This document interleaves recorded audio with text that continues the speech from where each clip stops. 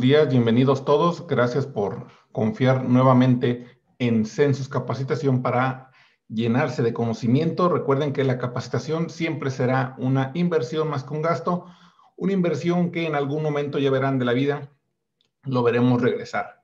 El día de hoy tenemos la oportunidad de platicar el tema régimen fiscal de las constructoras. Evidentemente es una circunstancia especial, puesto que a pesar de que han cambiado las circunstancias, a pesar de la pandemia, la construcción, si bien económicamente se ha reducido, es un motor importante, puesto que representa un motor de economía de bastantes miles de pesos que se invierten, que se gastan y que sirven precisamente para que nuestra economía poco a poco vayamos dejando este retroceso económico. Como les dijo nuestra amiga, si tienen alguna duda, por favor, del lado derecho, aparte arriba, tenemos una parte que dice chat en tiempo real. En cualquier momento pueden hacerme una pregunta con toda confianza, yo se las voy a contestar. Evidentemente, si ven por ahí que en el curso de lo que estoy platicando hay algo que no le entiendan, le pido que me lo hagan saber, pero si de pronto se acuerdan de alguna duda de un tema que ya estamos viendo o un tema que todavía no vemos, con toda confianza, díganme, ¿sabes que no le entiendo a esto? ¿Sabes que no le quiere entender a esta otra cosa? Voy a atenderlos, aunque no sea propiamente el tema que estemos viendo en ese preciso instante. Me gustaría que no me dejaran avanzar si no tienen, si hay algo que no le está quedando muy claro. Yo les digo, hay que desquitar este curso hasta el último centavo. Muy bien, vamos a arrancar diciéndoles precisamente que en este asunto de la construcción, cuando empezó todo el problema del coronavirus, recordemos que una de las actividades que se detuvieron y que fue de las últimas en volver a reactivarse fue precisamente la construcción.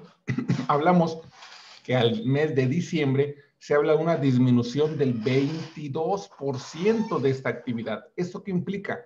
Implica que muchas empresas que eran constructoras se han detenido. De hecho, si hablamos de obra pública, hay empresas que tenían contratos multimillonarios, que tenían contratos con municipios, con estados, con organismos descentralizados. ¿Y qué crees?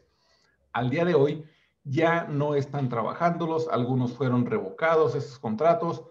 Y bueno, ¿para qué te platico más? Ve a tu alrededor, ¿cuánta obra pública ves que estén realizando en tu ciudad? Realmente es muy poca. Lo que es obra pública se ha detenido. Hay 4 o 5 obras magnas que tiene el presidente, ya te imaginas cuáles. Y fuera de esa, lo que eran las pequeñas obras que hacían los municipios, los estados, el reencarpetamiento de algunas carreteras, se ha detenido. Al detenerse, muchísimas empresas económicamente se han detenido. ¿Qué es lo que está pasando con esta contracción? Pues lo que nos imaginábamos, económicamente va a haber un retroceso, la contratación, las personas que trabajan en estas empresas, recordemos que mayormente son eventuales y al ser eventuales, pues sus ingresos, si no trabajan, no ganan. ¿Qué estamos provocando con esto? Pues obviamente desempleo, estamos provocando una disminución del 22% de la actividad económica. Y entonces, a pesar de todo esto, y cosa curiosa, a pesar de que durante este año 2021, en relación con 2020, hubo una importante aumento a lo que denominamos salario mínimo, también es cierto que las percepciones que tiene este personal no crecieron en esa misma circunstancia, lo cual ha sido uno de las grandes críticas para estos aumentos de salario mínimo, porque al final al trabajador que gana más del salario mínimo no se le ve incrementada en su nómina lo que supuestamente esperaban cuando dicen en las noticias, subió el salario mínimo 12%, 15%, y ellos no ven ese incremento en su sobre, en su recibo, en su depósito a la tarjeta. Con esta fuente déjenme decirles que además de decir que hay una disminución y una disminución también en los ingresos reales, obviamente la inflación que llevamos este año es terrible, vamos por una inflación de 2 dígitos, la inflación está comiéndose el poco o nulo aumento de los ingresos de esos trabajadores. Ante este escenario nos toca entonces buscar los escenarios más favorables para que propiamente la construcción reviva. Pero para hablar de la industria de la construcción vamos a conocerla. Al decir yo no puedo hablar de impuestos de un negocio sin primero conocer cómo funciona este negocio. Entonces, para conocerlo vamos a hablar de los diferentes tipos de construcción que existen. Al decir tipos de construcción, estoy enumerando algunos, que no quiere decir que sean todos. ¿Por qué? A lo mejor lo más común cuando hablamos de construcción es pensar en una casa, como esa que estoy teniendo, como un local comercial, pero recordemos que hay un término que también hemos denominado durante mucho tiempo, servicios parciales de construcción. Al decir servicios parciales quiere decir que no son empresas que construyen en su totalidad la casa. Completa, no la hacen completa, sencillamente hacen determinadas actividades. Actividades que a raíz de la reforma del mes pasado están buscando varias opciones a ver qué van a hacer. Porque, señores, todavía el mes pasado hablábamos de que a lo mejor sí, a lo mejor no, pues ¿qué creen? Sí se aprobó la reforma a la Ley Federal del Trabajo que cambia los conceptos de outsourcing, los desaparece como servicios de subcontratación y ahora vamos a hablar de un servicio de prestación, pero regulado completamente por la Secretaría de Trabajo y Previsión Social. Tú dirás, ¿esto qué tiene que ver con la construcción? Todo, porque había empresas contratistas que decían, yo no voy a realizar esta parte, voy a contratar a alguien que haga esta parte. Voy a contratar a una outsourcing que me traiga 10 albañiles, que me traiga 2 peones, que me traiga 10 pintores y que hagan esta actividad. ¿Qué crees? En el caso de la construcción es muy difícil juzgar y decir no hay outsourcing, no hay subcontratación. ¿Por qué? Porque recordemos que el tema medular es poner personal a disposición. Al decirte poner personal a disposición, pues podemos decir, mira, sí lo puse, pero no está a disposición. Sí tengo una persona ahí, pero no te lo estoy poniendo a tus órdenes. ¿Qué crees? En la construcción, ¿cómo puedo decir que el personal no está a tu disposición si ni siquiera está en la instalación tuya o mía? Yo contrato a una empresa para que me dé personal y les digo, vamos a construir en otro terreno, ni siquiera es en el mío, es en otro terreno donde tú y yo no estamos. Así que, a reserva de que salgan las reglas de carácter general que supuestamente habían sido ya publicadas en el portal de la Secretaría del Trabajo y de pronto a las 24 horas desaparecen, pareciera que lo que es el ramo de la construcción le va a aplicar completamente este nuevo sistema. Es decir, para ellos no va a haber ningún problema, van a seguir utilizando estos servicios de subcontratación especializada. Ya no se llama outsourcing, vamos a llamarlo ahora subcontratación especializada. Así son las reglas. Ya recuerden que dentro de la reforma, cuando la vimos, pues viene esa pequeñísima contradicción que por un lado, un artículo, el artículo 12, nos dice que queda prohibida la subcontratación, pero por otro lado el 13 nos dice que sí se permite, pero de servicios especializados. ¿Qué son los servicios especializados? No lo sabemos todavía a ciencia cierta mientras no salgan estas reglas. Bien, volviendo con el tema de la construcción, tenemos básicamente 3 tipos de formas de construir o de negocios dedicados a la construcción. Edificación privada, ingeniería civil o también denominada obra pública y los que te llamaba trabajos especializados de construcción. Cuando hablamos de edificación privada, hablamos de una edificación completa. ¿Qué quiere decir edificación completa?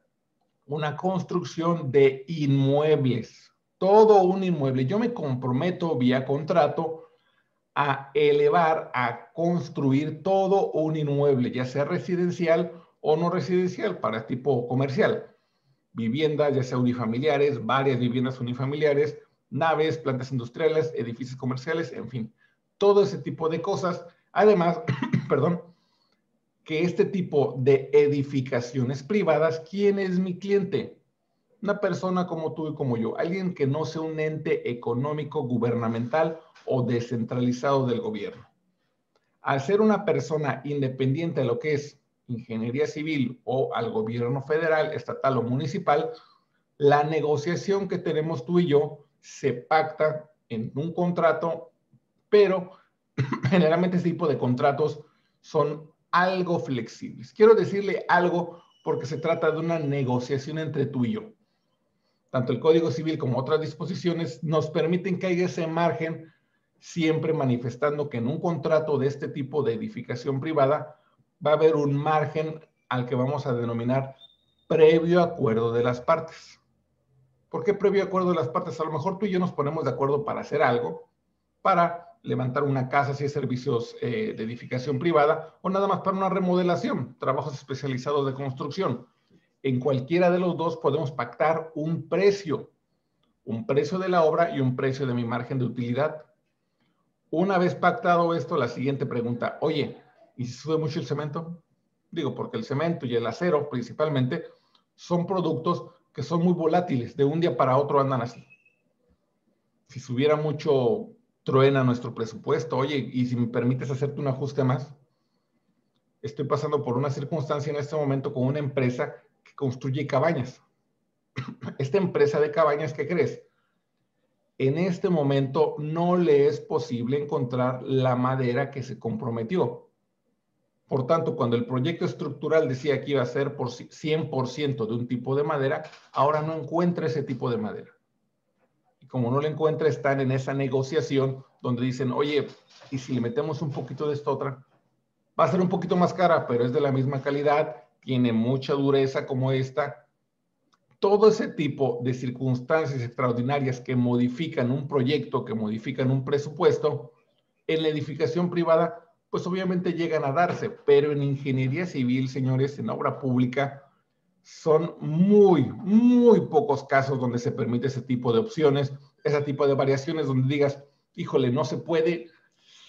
Vamos a ver el contrato y ve los contratos de obra pública y no, son muy cerrados, no se permite este tipo de márgenes de maniobra, perdón, maniobra, me acordé de alguien. Bueno, cuando hablamos de maniobra no hay un margen de decir estiramos un poquito el presupuesto o lo alargamos un poquito más. Cuando hablamos de ingeniería civil, recordemos que es cuando el gobierno sigue todo un proceso. ¿Cuál es ese proceso? Primero, establecen un presupuesto, un proyecto, y dicen, vamos a remodelar, vamos a construir, vamos a hacer esta actividad. Necesitamos, y abrimos esto a los interesados.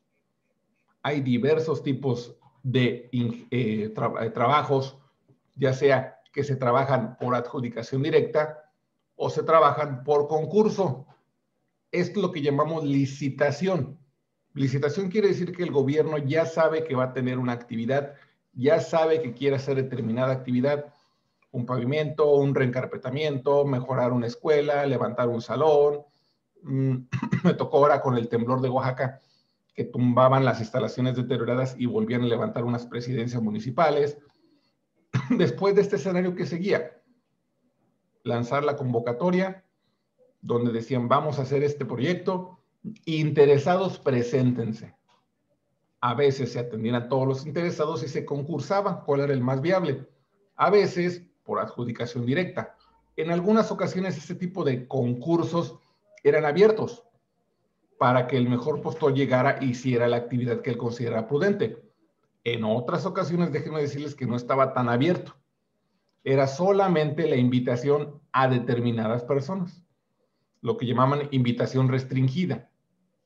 Ante este escenario, no cualquiera podría entrar a concursar y por lo menos concursar. Hoy día, y hablando de este gobierno, sabemos que este gobierno tiene otro sistema de trabajar. Buenos días, Alfredo. Perdón. Este gobierno tiende a trabajar lo que es adjudicación directa, es decir, no hay un proceso de licitación, ellos mismos deciden quién es la constructora que van a invitar y a ellos mismos le asignan esa obra. En ingeniería civil u obra pública hablamos de todo un proceso legal donde tiene que primero licitarse a veces el proyecto de construcción y a veces la construcción. Lo separan. Mayormente, ¿para qué? Para que haya un beneficio económico más fuerte tanto para una o para dos personas. Pero por un lado viene el desarrollo del proyecto, por otro lado se le entrega a otra empresa la supervisión del proyecto y otro la ejecución.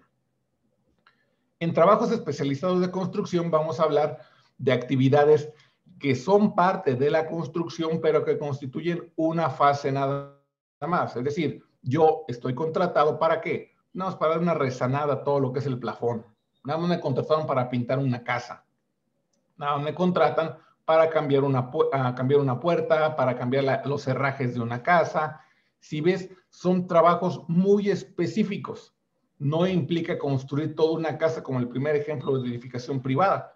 Implica nada más cambiar una ventana, estar rezanando alguna área, o inclusive hay empresas que se contratan nada más para poner la losa o para levantar las barras perimetrales o para nada más poner lo que son los renchidos, en fin.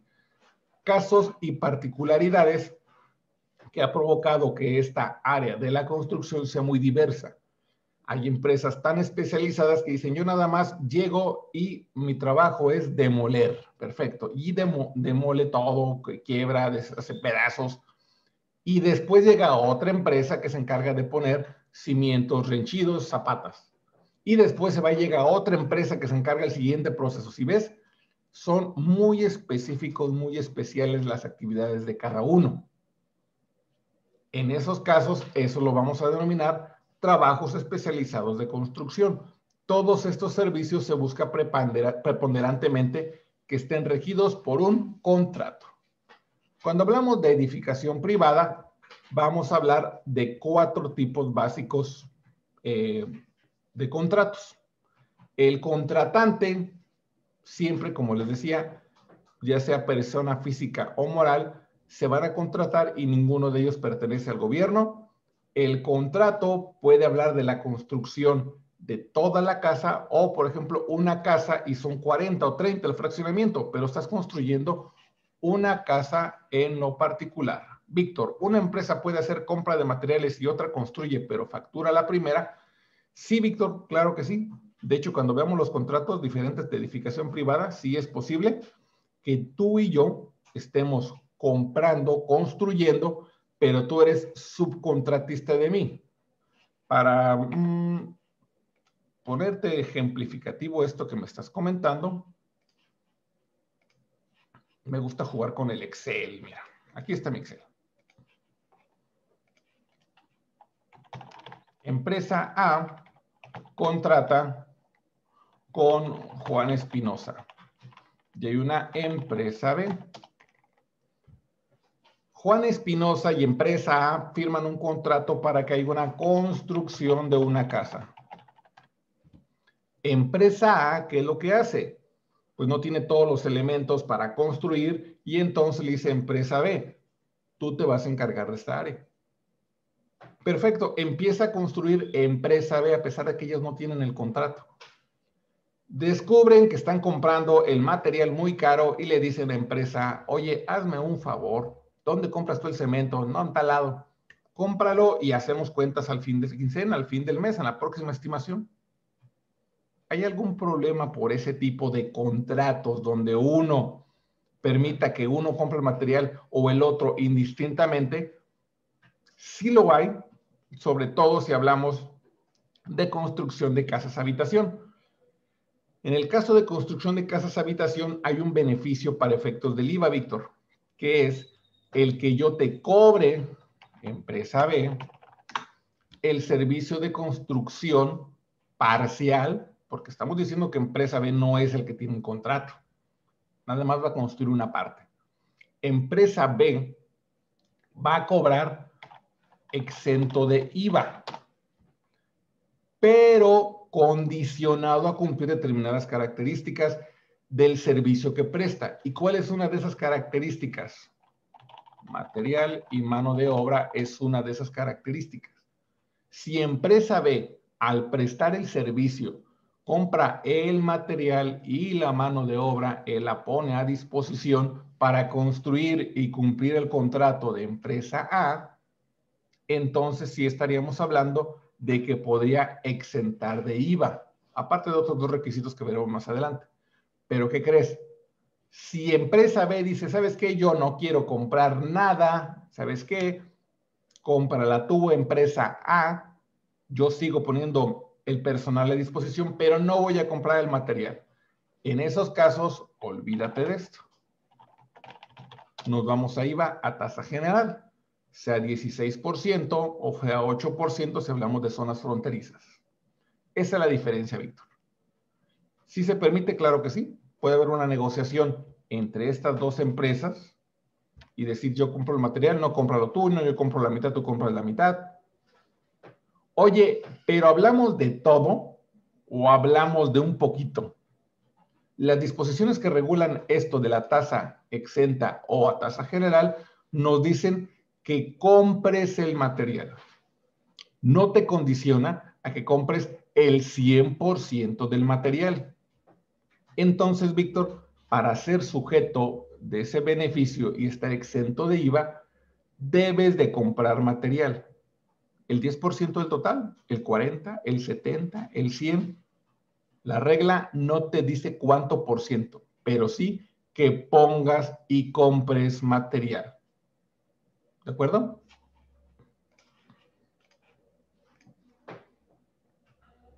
Bien, entonces la edificación privada, existen diferentes tipos de contratación, te digo, son 4 contratos básicos, y se tiene que establecer quién va a responder por los trabajadores. ¿Por qué? Porque en el ejemplo que te estaba enseñando, hay una empresa A y una empresa B. La empresa B está obligada a poner material y personal. Pregunta, ¿quién de los tres es el patrón? Si a mí me contratan aquí, ¿quién es mi patrón? ¿La empresa A, que es la que subcontrató el servicio? ¿El dueño de la casa, Juan Espinosa? ¿Quién es su dueño? ¿Quién es mi patrón? Precisamente, ¿qué es lo que busca la autoridad con esta reforma? Janet nos dice que la empresa A sería la contratista, pero ¿qué crees? A mí me contrata y firmo un contrato con empresa B. Y al ser esta empresa la que me contrata a mí, este sería mi patrón. Pero las mismas reformas nos dicen que hay responsabilidad solidaria de empresa A. Que si empresa B no me da seguro, no me da prestaciones laborales, entonces empresa A responde. Pero si yo trabajo aquí, él es mi patrón. Oye, pero estoy trabajando en un terreno que es de otra persona. De acuerdo, esta es la característica que tiene el ramo de la construcción. Que en el ramo de la construcción, el prestador de servicio y el cliente no tienen propiamente un domicilio específico para la construcción. Yo puedo tener un domicilio, el que me contrata otro, y la construcción es otro ajeno a nosotros dos. ¿Por qué? A lo mejor es un terreno baldío, a lo mejor es, hablando de obra pública, una carretera que está a 600 kilómetros donde firmamos el contrato.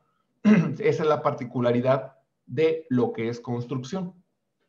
En esos escenarios, nuevamente te digo, si a mí me contrata empresa B, es él que tiene que responder por mis prestaciones laborales y de seguridad social. Y a menos que él no me haya cumplido, hay responsabilidad solidaria de empresa A.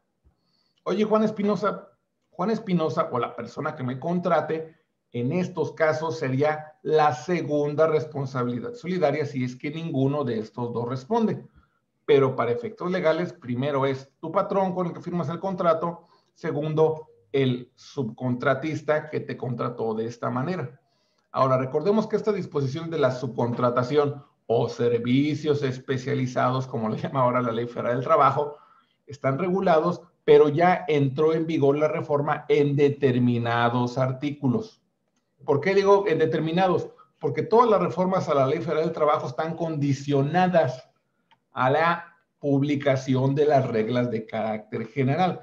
De hecho, para poder yo darme de alta, ¿qué es lo que dicen? Primero, debe de publicar la Secretaría del Trabajo las reglas. Después de ahí, hay 90 días. Perdón, a ver otra vez. Entra la publicación, no es del 23 de abril.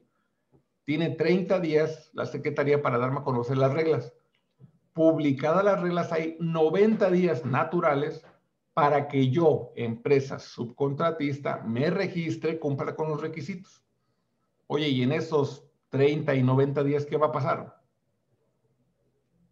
Pues aquí andamos.